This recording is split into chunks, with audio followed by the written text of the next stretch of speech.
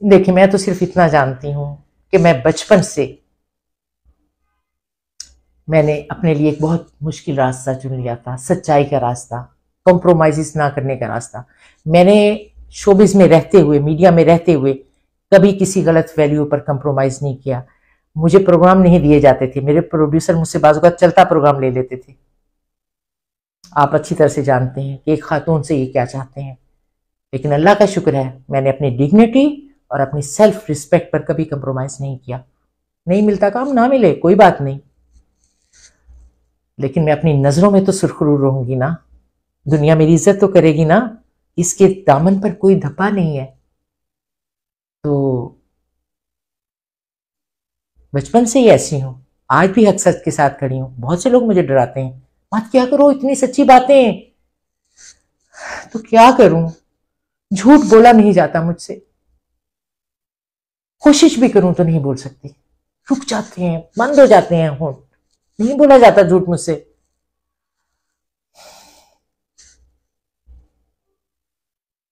तो मोहब्बत करती हूं अपने मुल्क से, ये शनाख्त है मेरी।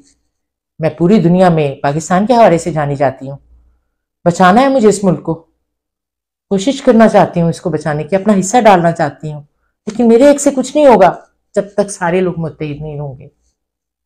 सब लोगों को मुत्तहिद होना पड़ेगा, मुत्तहिद होके निकलना पड़ेगा। फिर मैं आपसे कह रही हूँ, ये जो 9 मई का वाकया है, मैं फिर आपसे कह रही हूँ, इसमें पीटीआई मुलव्वस नहीं है। आप मुझे ये बताएं, हमारे कराची में भी जो फौज के इदारे हैं, जहां जहां है, वहां इतनी सिक्योरिटी होती है कि अगर कोई बहुत बड़ा आदमी भी चला जाए तो वो भी वहां पर नहीं जा सकता, एंटर नहीं हो सकता, इतनी सिक्योरिटी होती है। तो क्या कोर कमांडर हाउस वहां कोई नहीं था, खाली छोड़ के भाग गए थे सारे, ये जो मर्जी आके जो मर्जी कर ले? ये बाकायदा एक प्लान के तहत, ये लंदन प्लान के तहत ये वाकया करवाया गया, क्योंकि और कोई वाकया था नहीं इनके पास। इमरान खान को किस तरह गिरफ्तार करते? इमरान खान को गिरफ्तार, उसने कोई जुर्म तो किया नहीं है, तो गिरफ्तार करने के लिए कोई वजह तो बनानी थी ना झूठी, तो वो बना ली 9 मई की। कहां है वो लोग, कहां है वो सबूत, कहां है वो सीसी फुटेज, कहां है वो, बताएं ना। अगर कुछ लोगों को इन्होंने हो सकता है मोटिवेट भी कर लिया हो, कुछ लोगों को, कुछ नौजवानों को, कि आ जाओ कर लो कर लो, खुला है रास्ता, ये भी हो सकता है। लेकिन ज्यादा लोग इनके अंदर अपने प्लांट किए हुए थे, जो असल में तबाही फेर रहे थे। तो वो 9 मई 9 मई 9 मई 9 मई ये हो गया, दहशतगर्द तंजीम, ये है वो है। शर्म नहीं आती टॉक शो में बैठकर कहते हैं नून लीग वाले दहशतगर्द तंजीम। दहशतगर्दी तो तुमने फैलाई थी। मौलाना फजलुर रहमान ट्रक के ट्रक भर के और लोगों को भर के ले गया था सुप्रीम कोर्ट के बाहर, दहशतगर्दी करने, गेट तोड़ के अंदर आ गए थे। फिर उसके बाद सुप्रीम कोर्ट पे हमले नून लीग ने किए हुए, जो है आर्मी चीफ को जो धमकियां नवाज शरीफ ने दी हुई, उसके मैंने तो अपने पेज पे लगाई भी हुई थी उनकी तकरीरें। बाजवा को जब वो दे रहा था धमकियां, बाजवा तुमने जो कुछ हमारे साथ किया है मैं तुम्हें छोड़ूंगा नहीं। ये बातें भूल गए ये सब कुछ, कि इन्होंने आर्मी पे क्या क्या कीचड़ उछाला हुआ है। इमरान खान ने तो हमेशा ये कहा है कि मेरी आर्मी है, मैं आर्मी के साथ खड़ा हूं। और यकीन कीजिए हम सबको आर्मी से मोहब्बत है, इसलिए कि ये मेरे वतन के रखवाले हैं। इन्होंने हर मुश्किल वक्त में, जलजला आया, तूफान आया है, सैलाब आया है, इन्होंने जाकर लोगों को निकाला है, फौज ने। लेकिन ये वो फौजी हैं जो बेचारे, जिनकी थोड़ी थोड़ी सी तनख्वाहें होती हैं, सिपाही होते हैं, कोई छोटे छोटे रैंक्स पे होते हैं, इन्हीं की तादाद ज्यादा है ना। देखिए, अगर आपकी पूरी फौज में 2-3 लोग अगर कुछ गलत कर रहे हैं, तो उसका मतलब ये नहीं है कि फौज गलत कर रही है। 2-3 लोग पूरी फौज नहीं हो सकती। फौज तो हमारी है, हमारी अपनी है।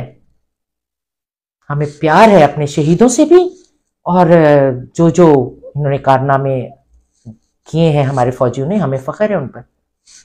हम उनकी सलामती के लिए दुआ करते हैं। लेकिन 1-2 बंदे तो नहीं ना फौज कहला सकते। अब 1-2 बंदे अगर मेरे मुल्क का फैसला करने लग जाएं तो ये तो अच्छी बात नहीं है ना। और वैसे भी फौज को तो फैसले करने का इख्तियार है भी नहीं, ये तो आपकी किसी भी आईनी हुकूमत के पास इख्तियार होता है।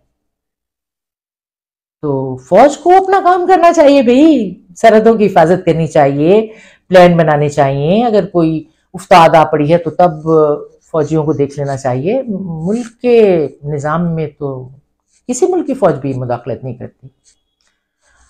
हमारे यहाँ रिवाज है बहुत पुराना।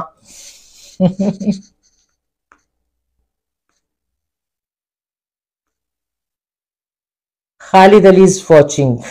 खालिद साहब आप भी कोई मैसेज भेज दीजिए ना। और कौन है?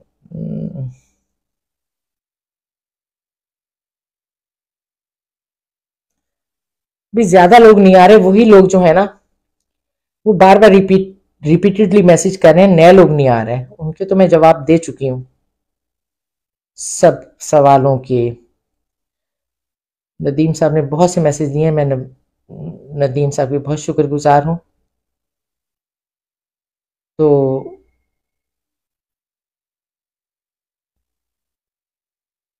इर्तजा तबस्सुम साहब वेरी गुड लिखने की बजाय ना आप एक अपनी कुछ सजेशन दें हमें कि हमें क्या करना चाहिए लोगों को, कि ये जो इलेक्शन है ये शफाफ हो जाए तमाम तर कोशिशों के बावजूद इनकी, कि हमने रिगिंग करनी है, धांधली करनी है।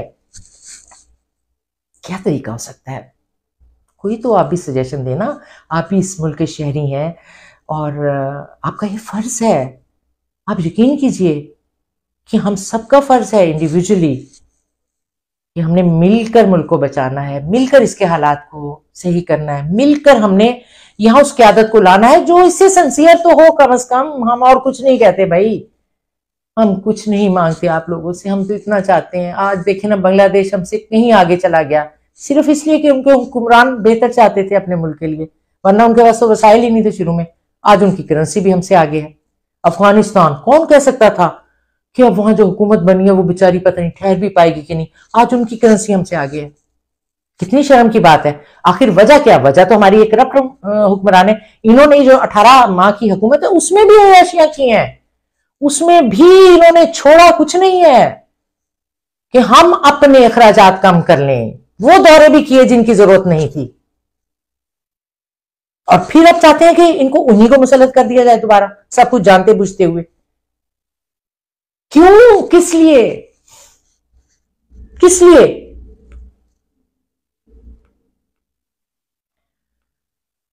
हाय हाय, क्या आप लोग सब सेंसिटिव नहीं है? होना चाहिए ना। फिर मैं क्यों सेंसिटिव हूं इतनी? मैं क्यों हर वक्त अपने अंदर मुल्क का गम लिए बैठी हूं? मेरा तो ख्याल है हर इंसान को ऐसे ही होना चाहिए जैसी मैं हूं। तभी हमारा मुल्क एक कौम बनेगा, तभी हम एक कौम बनेंगे ना। बल्कि इस वक्त तो यकीन कीजिए कि हमें इलाकाई तसुब से भी बाहर निकल आना चाहिए कि ये बलोची, पंजाबी, सिंधी, पठान, महाजर, इन चीज़ों से बाहर निकलकर एक पाकिस्तानी होकर सोचना चाहिए, और एक पाकिस्तानी की हैसियत से सबको मुत्तहिद हो जाना चाहिए। ये सोचना चाहिए कि हम पाकिस्तानी हैं। अगर हम इसी तरह इस लिसानियत में और इन चीज़ों में बटे रहेंगे तो जुबानों में और ये कौमों में, फिरकों में, तो फिर तो हमें अलग अलग करके तो मारना बहुत आसान है। कोई बैरूनी दुश्मन भी हमें अलग अलग करके हमसे, जैसे बांग्लादेश किया, इस तरह खुदा ना खास्ता बलूचिस्तान भी के साथ भी किया जा सकता है आसानी से, क्योंकि वहाँ तो लोग पहले ही जख्म खुर्दा लोग हैं। उनके मिसिंग पर्सन इतने ज़्यादा हैं कि वो पहले ही बहुत गुस्से में भी हैं और दुख में भी हैं।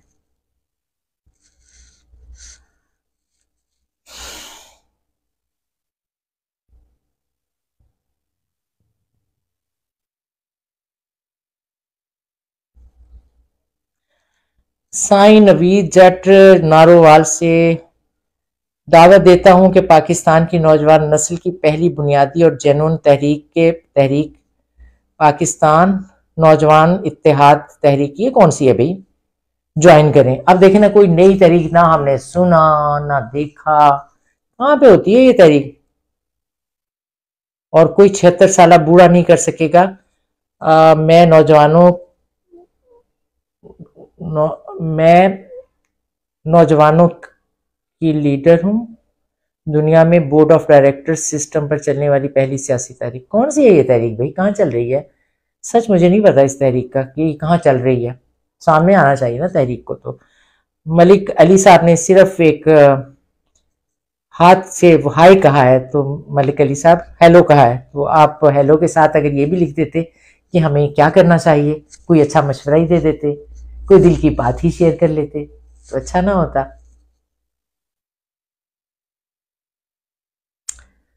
तो बात ये है कि दुनिया में जो भी मुल्क तरक्की याफ्ता कहलाए, या जिन्होंने, जिसमें चाइना भी शामिल है, जापान भी है, और बहुत से मुल्क हैं आज तरक्की याफ्ता हैं, तो उन्होंने बहुत कुर्बानियाँ दी और बहुत रिफॉर्म्स किए। उसके बाद एक बहुत साल लगे उन्हें। तो अब हमारे मुल्क को भी बने हुए 75-76 साल हो गए हैं, और कितना अर्सा इंतजार करना है, काफी साल हो गए। मेरा ख्याल है कि अब हमारे मुल्क में ये तय पा जाना चाहिए कि हम तरक्की याफ्ता कौम कैसे बन सकते हैं, और वो है इमरान खान ने कहा था कि मैंने अपनी तहरीक का नाम तहरीक इंसाफ इसलिए रखा है कि इंसाफ का निज़ाम अगर ठीक हो जाए ना, इंसाफ का निज़ाम, तो सब ठीक हो सकता है, गुर्बत भी दूर हो जाएगी, सब कुछ ठीक हो जाएगा। तो इंसाफ का निज़ाम कैसे ठीक होगा वैसे आपके ख्याल में, आप बताइए ना, इंसाफ का निज़ाम कैसे ठीक होगा? मैं अकेली बोलती जा रही हूँ, आप भी कुछ बताएं ना, आप भी कोई राय दें अपनी कि इंसाफ का निज़ाम कैसे ठीक करना है। पता नहीं कितनी देर हो गई है मुझे आपसे बात करते हुए, मुझे तो टाइम का भी अंदाज़ा नहीं है, ना ही मैंने टाइम देखा था कि क्या टाइम हुआ था। तो इंसाफ की बहुत ज़रूरत है। हमारे गरीब शहरी को तो इंसाफ मिलता ही नहीं है, और अब तो हमारे बहुत से बड़े लोगों को भी नहीं मिल रहा, रहनुमाओं को नहीं मिल रहा। हमारी इतनी खवातीन है जेल में। आपको मैं एक वाक़या सुनाऊं उसका। सनम जावेद एक लड़की है, यंग लड़की है, तो वो कोई पीटीआई से उसका कोई ताल्लुक नहीं था, लेकिन वो सपोर्टर थी, जैसे हम सपोर्टर हैं, बहुत से लोग सपोर्टर हैं। तो वो बाज़-औक़ात मरियम नवाज के खिलाफ बोल जाती थी, तो मरियम नवाज का खास हुक्म है उसके लिए कि इसको नहीं छोड़ना। अब देखें ना, खतीजा शाह भी छूट गई और भी कुछ छूट गई, लेकिन उसके लिए हुक्म है इसे नहीं छूटना। अच्छा, अब वो जेल से ही मरियम नवाज के खिलाफ इलेक्शन लड़ना चाहती थी, कागजात नामजदगी जमा कराए, रिजेक्ट कर दिए। यानी एक कल की लड़की और मरियम नवाज जो कुछ खुद को घाक किस्म की सियासतदान कहती है, इतनी खौफजदा थी उससे, सनम जावेद से, कि उसने कहा कि नहीं नहीं, इसको नहीं छोड़ना, ना इसे इलेक्शन की इजाजत देनी है, क्योंकि मैं तो हार जाऊंगी, लोगों ने तो इसको वोट दे देना है, फिर बेइज्जती जो होगी ना, रिकॉर्ड बेइज्जती, वो फिर कैसे फेस करती मरियम सफ्दर। ऐसी औरतें पता नहीं सियासत में क्या करने आती हैं, इन्हें तो किसी ब्यूटी कॉन्टेस्ट में जाना चाहिए। लाखों के कपड़े और लाखों के जूते पहनने वाली औरतें सियासत में क्या कर रही हैं? इस गरीब मुल्क में लोगों की महरूमियां बढ़ाने के लिए आ जाती हैं, जहां लोगों को एक वक्त की रोटी मुयसर नहीं है, वहां ये औरतें लाखों के कपड़े पहनकर निकल आती हैं मुल्क की का इक़्तिदार हासिल करने के लिए। I hate her. अगर किसी तरह भी, मैं आपको बता रही हूं, इन्हें हमारे मुल्क में मुसल्लत किया गया, तो फिर शायद मैं इस मुल्क में ना रह सकूं। मैं बाहर जाकर भी खिदमत कर सकती हूँ अपने मुल्क की, लेकिन इनकी शक्लें नहीं देख सकती। ये डाकू हैं, लुटेरे हैं। कतरी खत आपको पता ही होगा कि कतरी शहजादी से इस औरत ने शादी भी कर ली थी, उससे एक बेटी भी है इसकी। ये लोग नहीं बहुत से बताते, लेकिन सबको पता है इस बात का। और मैं मजबूर इसलिए हुई हूं कि इन्होंने इमरान खान की बहुत करेक्टर असैसिनेशन की थी कि वो टैरियन तुम्हारी बेटी है, ओन की हुई है उसने, जमाइमा पाल रही है उसको, लेकिन तुम भी तो ओन करो ना छोटी बेटी को, कतरी शहजादे से है अल्लाह के हुक्म से। हाँ, मेरे कई मिलने वाले जो इंटेलिजेंस में है अमेरिका में, उन्होंने मुझे बताया कि वो कौन सा है, जासिम बिन हामिद है कि कौन है बंदा, कोई ऐसा नाम है। तो उसके भांजे ने कहा कि शी इज़ माई आंट और हमारा है रिश्ता कायम है। जब ये जिला वतनी खुद साख्ता इख्तियार करके गए थे वहाँ बाहर सऊदी अरब में, तो वहाँ बहुत कुछ हुआ, इन्होंने बहुत सी दौलतें भी इनको मिली,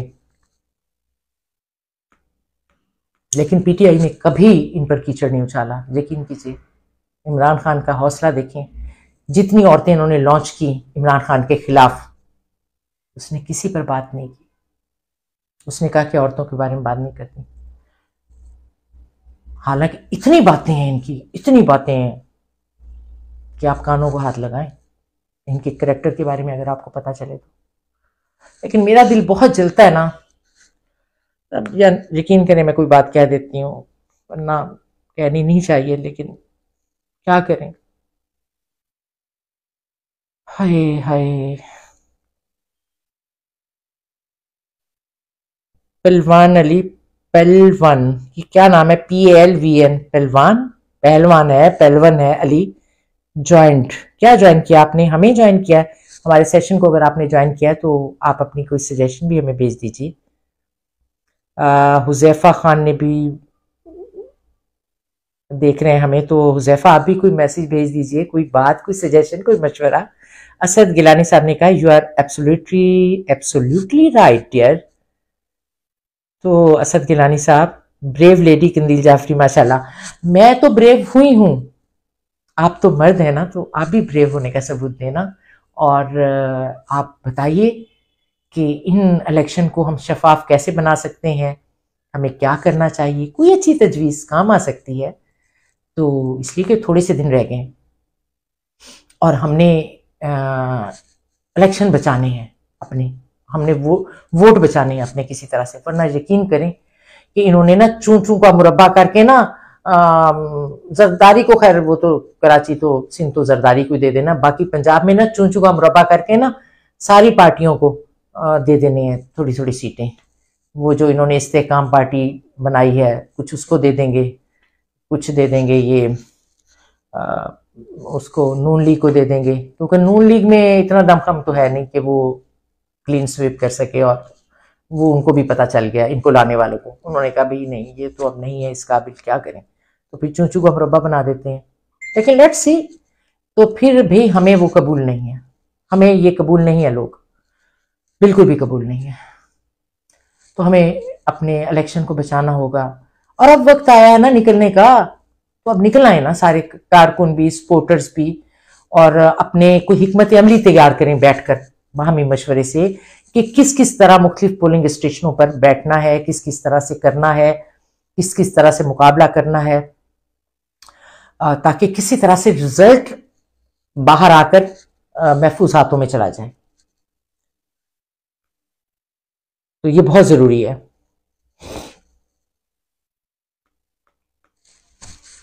सारे मैसेज मैंने ऑलमोस्ट पढ़ लिए हैं जो मुझे अब तक मौसूल हुए। तो आप सब जो हैं वो इस मुल्क के शहरी हैं, आप आए और एक साथ खड़े हों, मिलकर मुत्तहिद हों, आपस में मुत्तहिद हो कि 1 और 1 11, तो मुत्तहिद हो जाएं। ये वक्त है, अब वक्त आया मुत्तहिद होने का, आप सब मुत्तहिद हो जाएं।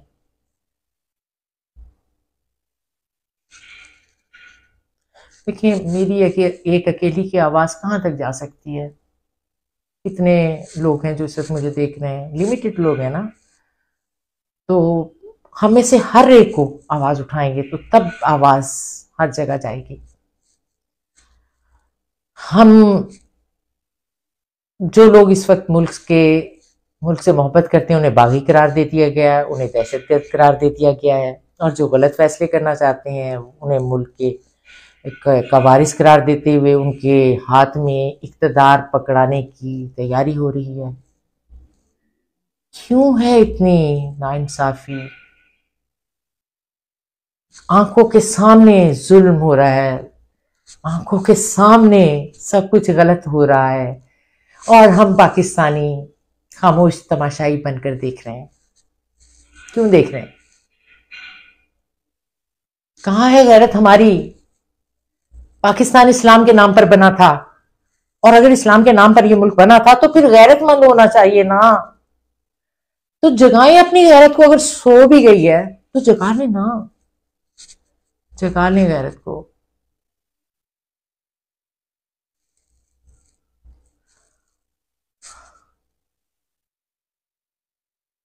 वो कहा है ना कि गीदड़ की 100 साल जिंदगी से शेर की एक दिन की जिंदगी बेहतर है।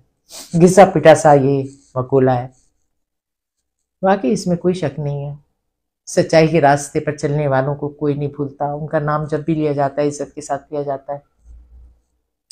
लेकिन बुजदिल दरबारी, दरबारी एक कल्चर फरोग पा गया ना हमारे लोगों में। दरबारी, हर की खुशामद, कोई बड़ा अफसर है तो उसने आदमी ने, छोटे एम्प्लाई ने जाके घुटनों को हाथ लगाना है, जी साहब जी बस ये आपका हुक्म, जैसे मतलब एक दरबारी कल्चर हमारे यहाँ फरोग पा चुका है कि जो बंदा किसी बड़े ओहदे पर है दूसरे लोगों ने जाकर उसके चरणों में बैठ जाना है। छोटे छोटे मफादात हैं लोगों के, छोटे छोटे, उस पर अपनी खुददारी का सौदा कर लेते हैं। क्यों कर लेते हैं भाई? क्या सर उठा के जीना नहीं सीखा, सिखाया नहीं घर में किसी ने?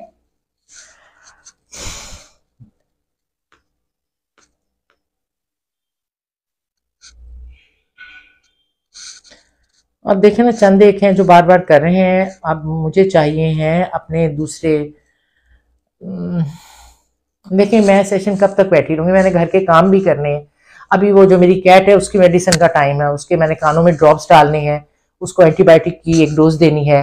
और जो मेरे फादर हैं उनका वो शाम का खाना जल्दी खा लेते हैं, मैं तो लेट खाती हूँ लेकिन वो जल्दी खा लेते हैं।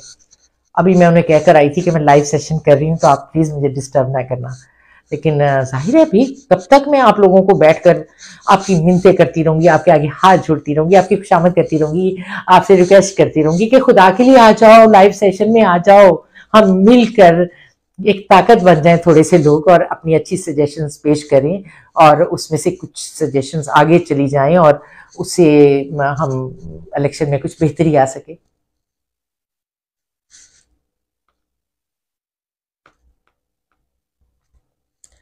थक गई हूँ बैठे बैठे, लेकिन जितने लोग मैं चाहती हूँ उतने लोग नहीं है। कहाँ चले गए हैं भाई? इर्तजा तबस्सुम से मैं ये कहूंगी भाई आपने मैसेज तो काफी भेजे हैं लेकिन उसमें कोई ऐसा मैसेज नहीं है जिससे कि हमें फायदा मिले, कि कोई अच्छा मशवरा आपने दिया है या कोई अच्छी बात की है। तो सिर्फ शामिल होने से तो कुछ नहीं बनता जब तक कि आप आकर पार्टिसिपेट नहीं करेंगे इस लाइव सेशन में। देखिए मेरे लिए बड़ा मुश्किल होता है अपने तमाम कामों को मैनेज करके लाइव आना। तो खुदा के लिए अगर मैं लाइव आ जाती हूं तो अब थोड़ा सा तो मेरा साथ देना। इतना मेरा हेक्टिक डे था आज का, मैंने आपको बताया भी है शुरू में कि मैंने अभी भी एक टैबलेट खाकर खुद को इस काबिल किया कि मैं लाइव सेशन कर सकूं। सुबह से मैं भाग दौड़ कर रही हूँ, कभी प्रोग्राम की रिकॉर्डिंग, कभी हॉस्पिटल, कभी फादर को अटेंड करना, कभी और घर के काम। लेकिन इस वक्त आपके सामने बैठी हुई हूँ ताकत के साथ, हिम्मत के साथ, जज्बे के साथ। ये जज्बा ही है जो थकन के बावजूद हमें कमजोर नहीं पड़ने देता। इस जज्बे को अपने अंदर मजबूत बनाए। राव सनी ने कहा इमरान खान ओनली।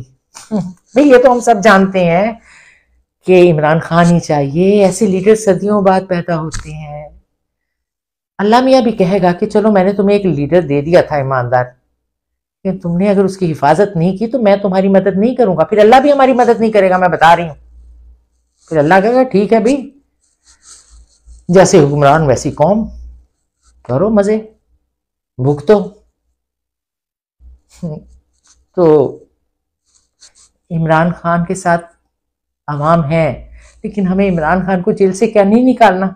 वो किस तरह सोखतें बर्दाश्त कर रहा है, अगर आपको पता चल जाए ना, वो छोटी छोटी सी कोठड़ी में शदीद सर्दी में उसके जख्म ताजा हो गए हैं सर्दी में, लेकिन कभी शिकवा नहीं किया, कभी भी शिकवा नहीं किया। बस यही कहता रहता है अपने लोगों को हिम्मत ना हारना, आजादी की जंग लड़नी है, हिम्मत ना हारना, इलेक्शन को कामयाब बनाना, निकलना पुरअमन तरीके से, यही कहता रहता है। ये नहीं कहता खाना अच्छा नहीं मिल रहा, ये नहीं कहता कि मुश्किल में हूं, बड़ी तकलीफ में हूं, नहीं कहता। इतना सब्र दिया। 3 कुरान पाक खत्म किए इमरान खान ने जेल में, तफसीरें पढ़ी हैं।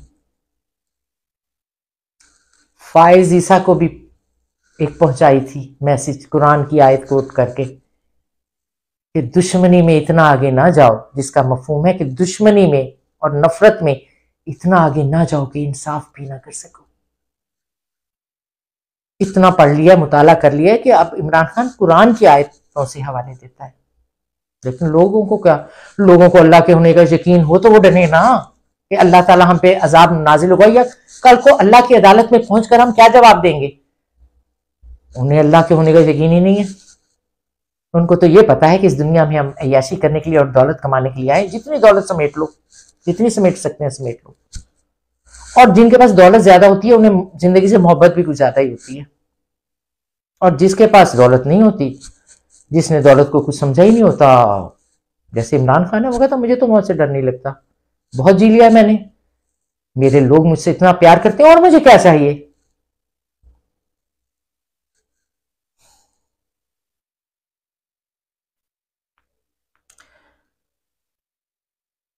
शान अकरम कह रहे हैं गुड, क्या गुड बताएं ना, क्या गुड बात करें ना। पाकिस्तान के शहरी है ना, पाकिस्तान में पैदा हुए हैं ना, तो बताएं इसको कैसे बचाना है।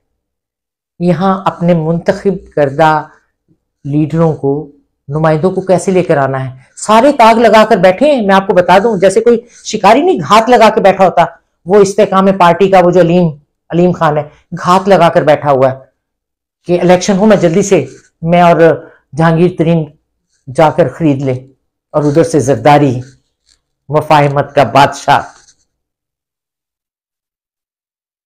बड़ी दौलत है, यकीन करें। इन्होंने घरों में भी बोरियां भरी हुई हैं, बड़े बड़े बॉक्स तय खानों में, उसमें से निकाल लेंगे, हर आदमी की कीमत लगा लेंगे।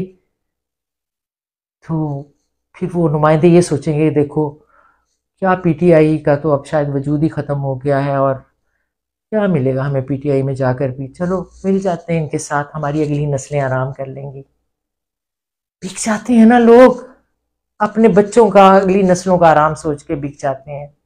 इज्जत तो नहीं मिलती, लोटा लोटा लोग कहते हैं, लेकिन कहते हैं कोई बात नहीं, हमारी कौम बहुत जल्दी भूल जाती है, भूल जाएगी ये भी, तो कोई नहीं, लोटा लोटा 4 दिन कहेंगे फिर भूल जाएंगे। तो हमारी बच्चे जो है बाहर के मुल्कों में पढ़ लेंगे, बाहर के मुल्कों में सेटल हो जाएंगे हम, इस बात पर बिक जाते हैं। बहुत कम लोग होते हैं, बिकते नहीं है अभी भी पीटीआई में बहुत से लोग हैं जिनको खरीदा नहीं जा सकता। और मैं आपको बताऊं, सच्चाई का साथ देने वाले लोग कम ही होते हैं, ज्यादा नहीं होते। हमारे पैगंबर सल्लल्लाहु अलैहि वसल्लम के साथ भी मुनाफिकीन बैठे होते थे, उस वक्त भी ज्यादा नहीं थे। अगर ज्यादा होते तो हुसैन के लश्कर में 72 लोग होते, और उसमें भी आधे तो अपने रिश्तेदार ही थे, घर वाले। तो वो एक बेचारा जमशेद दस्ती, एक दिन मैंने उसकी वीडियो देखी, बड़ा दिल परेशान हुआ। गरीब आवाम में से आया हुआ, क्या किया इन्होंने, औरत उसकी बीवी को नंगा किया कपड़े फाड़कर। गरीब आदमी को तो इंसाफ भी नहीं मिलता, वो बेचारा गरीब आदमी है, आवाम में से आया हुआ है, उसकी कौन सा जायदादें। लेकिन उसकी वीडियो हर जगह घूमी, और इन लोगों ने एक एसएचओ से बयान दिलवा दिया कि झूठ है, कोई नहीं उसकी बीवी के साथ ऐसा हुआ। और भी औरतों के साथ बहुत तशद्दुद हुआ है, औरतों की इंसल्ट की है। कपड़े, उस्मान डार की वालदा को गिरेबान से पकड़ा गया, फाड़ा गया गिरेबान, और एक दफा नहीं किया, 2-3 दफा गए इनके घर में। पहली बार जब पकड़ा था उस्मान डार को पकड़ने गए थे तब, फिर दूसरी दफा गए। और आप सलाम करती हूँ उस्मान डार की, यकीन कीजिए वो इज्जत और मर्तबा है ना आज उसका, सोच होगी आपकी, लोग उसके साथ सेल्फी बनाने को उनके साथ फख्र महसूस करते हैं। डट गई है वो, और ललकारा है उसने ख्वाजा आसिफ को। उसने कहा कि मेरे बेटे को तो तुमने मार पीट के उसे पार्टी छुड़वा दी ना, सियासत छुड़वा दी, लेकिन मैं सियासत करूंगी अब। उतर गई है मैदान में। और एक गाना आपने शायद सुना हो, माँ तुझे सलाम, आधा पंजाबी का है, बीच में उर्दू का ये है, माँ तुझे सलाम। कोई ऐसा गाना है, आंसू निकल आते हैं सुन के। उस पर उन्होंने विजुअल जो है उसके लगाकर वीडियो जो बनाई है, आप सुनिएगा जरूर, माँ तुझे सलाम। वो भी तो है ना। और एक मैं रोई थी जब अब्बाद फारूक के बेटा मरा था। इतना खूबसूरत क्यूट इमरान खान का दीवाना था, सिसक सिसक के जान दे दी डिप्रेशन में आके बच्चे ने। बाप को ना छोड़ा इन्होंने, मर रहा था बच्चा, बाप को नहीं छोड़ा। जब मर गया था तो 5 मिनट के लिए मुंह दिखाया था, कहा था ज्यादा करीब नहीं जाना, वहीं से खींच के पीछे से ले गए। ये करबला नहीं तो और क्या है, ये एक और करबला है ना, ऐसे ही होता है ना। एक उस वक्त रोई थी बहुत।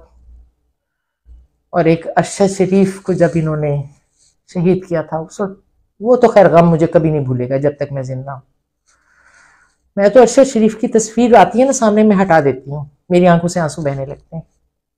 इंसाफ तो खैर क्या मिलना था। हमारे चीफ जस्टिस आला मर्तबत काजी फायज ईसा बड़े इंसाफ के दावेदार हैं और कहते हैं कि मैं ऑन कैमरा केसेस को देखूंगा, इंसाफ दूंगा। काजी साहब, आपने तो एक दिन भी अनाउंस नहीं किया कि आप अरशद शरीफ को इंसाफ दिलाएंगे। इंसाफ, अरशद शरीफ का नाम जिंदा रहेगा, कोई बात नहीं, चला गया लेकिन इनको बेनकाब करके गया, नून लीग वालों के सारे केस साबित करके गया है, फिल्म बनाकर गया, डॉक्यूमेंट्री। उसकी कब्र पर ताजा फूल हर वक्त पड़े रहते हैं, उसे नहीं भूलेगी ये कौम, हम नहीं भूलेंगे। कौन सी आंख थी जो नहीं रोई थी अरशद शरीफ की मौत पर। कोई बात नहीं, ठीक है, मौत का अफसोस है, लेकिन ऐसी मौत किस्मत वालों को मिलती है, मैं आपको बताऊं। और इमरान खान ने ये कहा था कि अरशद शरीफ को जो मौत मिली है ना, ये तो खुशकिस्मत लोगों को ऐसी मौत मिलती है। अजियतनाक थी, सुना है उस पर तशद्दुद किया गया था मारने से पहले बहुत ज्यादा। ऑथेंटिक खबरें हैं ये जो बता रही हैं। अरशद शरीफ को नहीं भूल सकते। किस किस जुल्म का हिसाब देंगे ये लोग, किस किस का। आखिर ये वक्त खत्म हो जाएगा ना, आएगा ना एक वक्त, क्या करेंगे ये लोग। या शायद ये सोचते हैं कि नहीं अब हमारा वक्त है, ये खत्म ही नहीं होगा कभी, शायद ये सोच रहे हैं।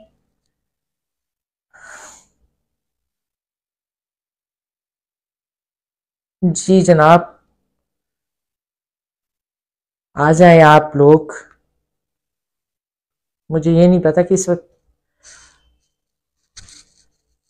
जितने लोग मैं एक्सपेक्ट करती हूँ ना उतने लोग नहीं होते। क्यों नहीं होते? प्लीज आप अपने मुल्क के बारे में थोड़ा सा कंसर्न शो करा दें तो मेरा हौसला भी बढ़ जाएगा।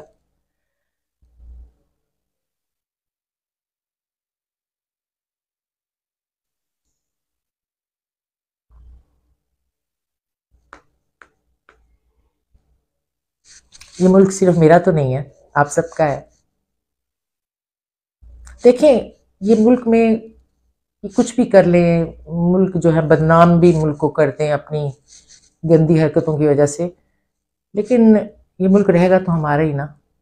हम जहां भी जाएंगे हमारी पहचान तो इस मुल्क की वजह से है ना, और तो किसी वजह से नहीं हो सकती। हमें जब हमारी शिनाख्त, हमारी पहचान, हमारी रूट सब कुछ यही है, फिर इसे बचाना भी तो हमारा ही फर्ज है ना। देखिए, 25 करोड़ अवाम की राय की अहमियत चंद लोगों से जो बंद कमरे में बैठकर फैसले कर रहे हैं हर हाल में ज्यादा है। अवाम के फैसले से ये इलेक्शन हो रहे हैं। आप देख लें, आइन में हर जगह लिखा हुआ कि जो अवाम फैसले से जिसे मुंतखब करेगी वही हुक्मरान बनेगा। जब आइन में ये लिखा हुआ है तो फिर इससे कैसे इनकार किया जा सकता है? कैसे जबरदस्ती के मुसल्लत किए जा सकते हैं फैसले चंद लोगों के किए हुए? लंदन प्लान, खुदा के लिए इस लंदन प्लान को तो नाकाम करें। वो आ गया है पूरी यकीन दहानी के बाद। नवाज शरीफ आता नहीं था डर के मारे, अपने भाई की हुकूमत में भी नहीं आया था डर के मारे, इतना डरता था, कहता पहले ना गिरफ्तार करके बंद करो जेल में इमरान खान को, फिर आऊंगा। हमारे शेर का दबदबा इतना है। तो जब इदारों ने यकीन दहानी करा दी कि भाई आ जाओ, अब इमरान खान को भी बंद कर दिया, तुम्हारे लिए भी रास्ता साफ है, लेवल प्लेइंग गेम फील्ड है, तो आ गया। जब भी लंदन में घर से निकलता था ना, जब भी निकलता था तो लोग चोर चोर के नारे लगाते थे। एक दिन भी नसीब। यहां प्रोटोकॉल के मजे, यहां जबरदस्ती की झूठी इज्जतें करवाई जा रही हैं। कुछ रखे हुए दरबारी, वो जो है जावेद लतीफ हो गया और इस टाइप के, एहसन इकबाल हो गए, इस टाइप के दरबारी रखे हुए हैं हमदो सना के लिए। ये उसी में खुश रहते हैं। अपना पता नहीं सैकड़ों एकड़ का जो महल है जाती उमरा, उसमें अपनी एक हुकूमत है, वहां पर दरबारी है, वो उसी में खुश रहते हैं। ये नहीं सोचते बाहर आवाम गालियां दे रही, वो कहते हैं यहाँ खुश हैं। लंदन में ये सब कुछ नहीं मिलता। लंदन में अपार्टमेंट तो बहुत अच्छे हैं, मगर बाहर नहीं निकल सकते। जो ही निकलते हैं लोग पीछे से वीडियो बना लेते हैं, या चोर चोर। इनका इसहाक डार ऐसे भाग जाता था लोगों को देखते, लोग पीछे पीछे इसहाक डार आगे आगे, सवाल का जवाब ही नहीं देता था किसी जर्नलिस्ट के। बड़ी बेइज्जती इन्होंने वहां पे झेली है लंदन में। अब देखो उन्हीं को ले आए हैं इज्जतदार बना के। हम पे हंसते नहीं होंगे ये लोग यूके के और दूसरे ये जो हैं बाहर के मुल्कों के, कि ये कितने बेवकूफ जाहिल लोग हैं। आज किस दौर से हम गुजर रहे हैं, और एक इंतहाई एडवांस दौर है, और इसमें हमें ये पता ही नहीं है कि चोरू चक्कों को फिर लाके बिठा दिया।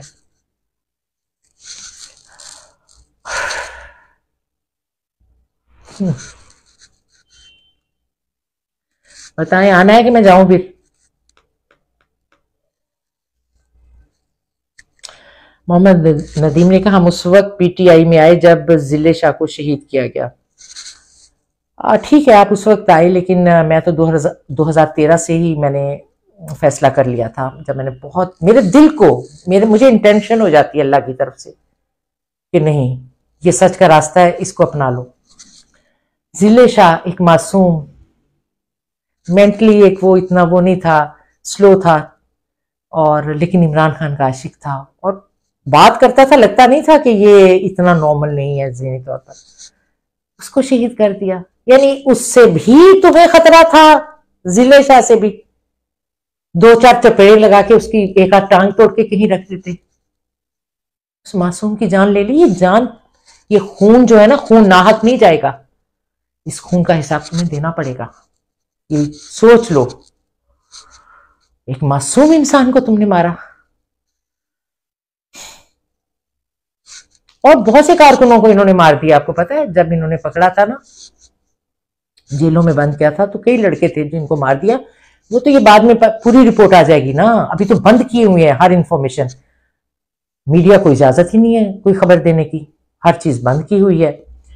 और आपस में फूट डलवाने की कोशिशें कर रहे हैं, यानी जो पीटीआई के वकील हैं ना, उनकी आपस में लड़ाइयां करवाने की कोशिश कर रहे हैं।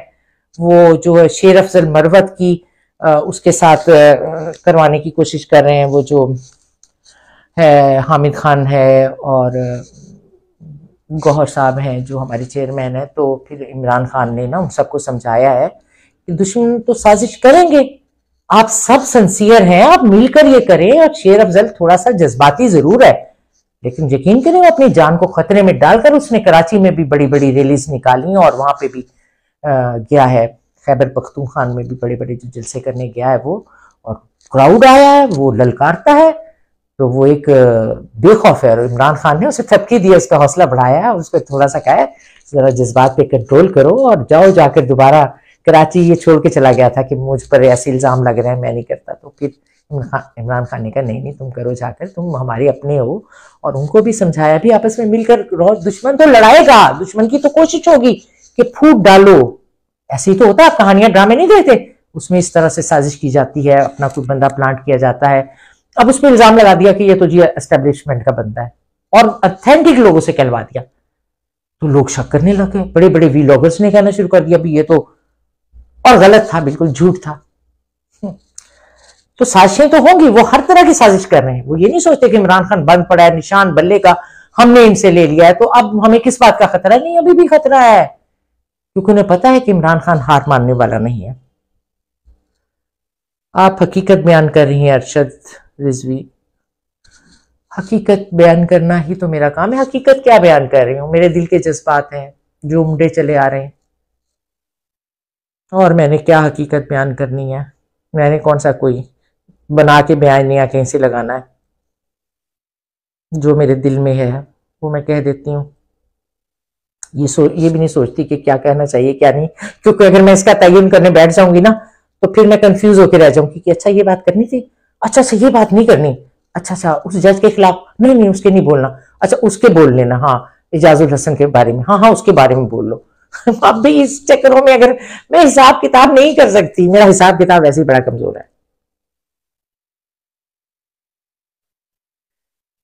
आ जाओ भाई, आ जाओ आ जाओ आ जाओ, नहीं तो मैं जा रही हूँ, मैं बता रही हूँ मैं जा रही हूँ, फिर बहुत देर हो गई है और काम भी करने हैं, सच कह रही हूँ।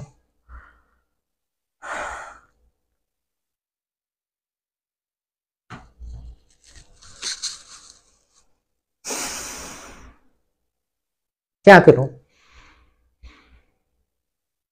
आप भी कोई बात करिए ना, बताएं क्या करना है।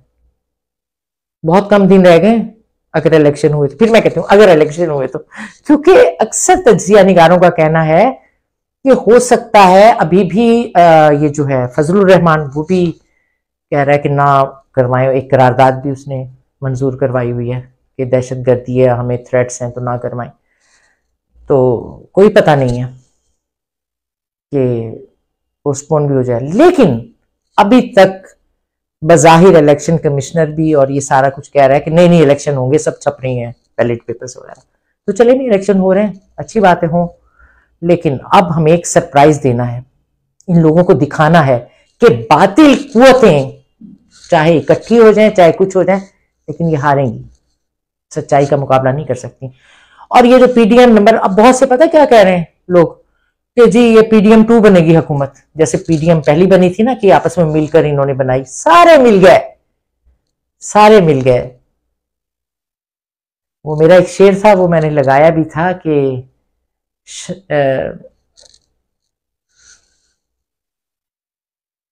लग रहा है कोई तीर अंदाज इस जंगल में है, लग रहा है कोई तीर अंदाज इस जंगल में है, वरना इतने भेड़िए तो मुत्तहिद होते नहीं।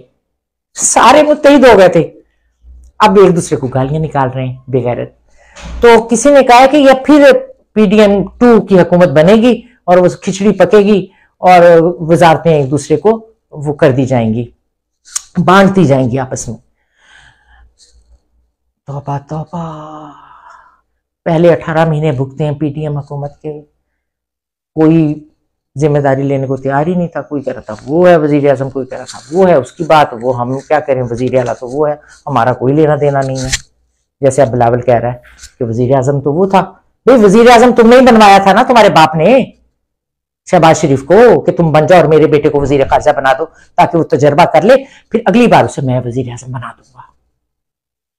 उसकी पूरी कोशिश है, पीटीआई का वोट लेने की कोशिश कर रहा है। बिलावल आके जलसों में पीटीआई पे बड़ा जुल्म हो रहा है, पीटीआई के वर्करों आओ हम तुम्हारे जुल्म तुम्हारे अल्लाह कैसी एक्टिंग ये करते हैं कि शायद पीटीआई के हम जो वोट है उसी को लेने, वैसे तो पंजाब में हमें कोई पूछता नहीं है। अब ये इन्होंने एक स्कीम बनाई हुई है कि पीटीआई के लोगों को हम खरीद लेंगे, अभी हम दर्दी जताते हैं कि पीटीआई वालों तुम्हारे साथ बड़ा जुल्म हुआ है, ये नून लीग वालों ने जुल्म किया, ये है ही ऐसे जालिम लोग, हमारे साथ भी बड़ा किया था, तुम्हारे साथ भी कर रहे हैं।